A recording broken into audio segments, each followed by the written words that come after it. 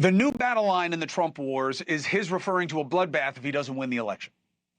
Given all the incendiary things Trump has said about the last election and the next one, I understand the reason for concern.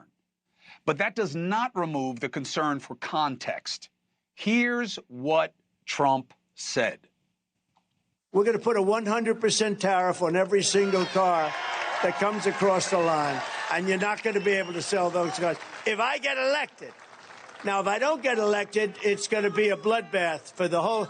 That's going to be the least of it. It's going to be a bloodbath for the country.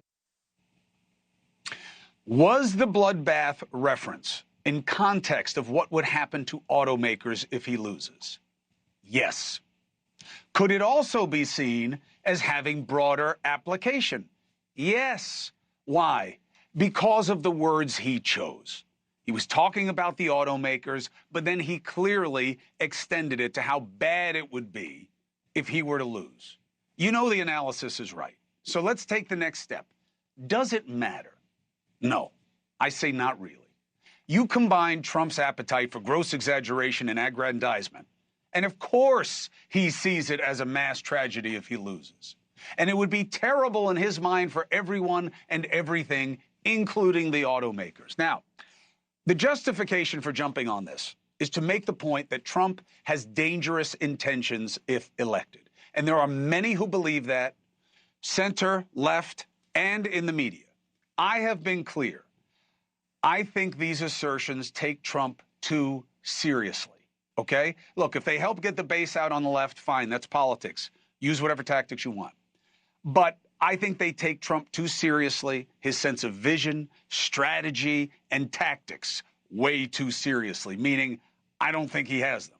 And even if Trump did have a real desire to be a despot, I believe that our institutions, that our nation is stronger, certainly, than Trump's designs.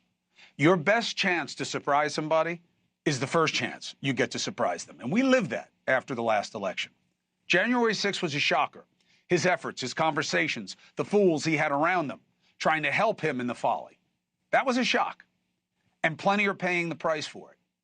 Now, we'll see if Trump does at the polls, but the idea that people are lining up to help Trump destroy our democracy if he wins again, at this point, to me, is more sound and fury that ultimately signifies nothing.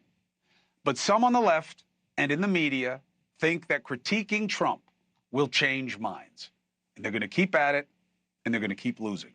Hey, thank you for watching. Please go to newsnationnow.com, newsnationnow.com, and you can find NewsNation on your television provider. And don't forget to click the red subscribe button down below.